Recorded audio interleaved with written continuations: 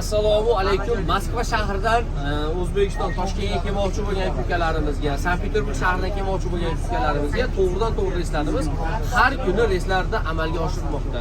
Ishonchli nomerlar, rossiyskiy nomerlarimiz ekranda.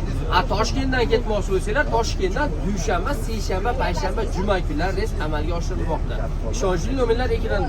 Endi akalar, ukalar, yaqinda Rossiya Federatsiyasida yangi qaror tasdiqlandi, qonun kuchi joriy qilib bo'lindi, amalga kiritiladi 30-iyundan.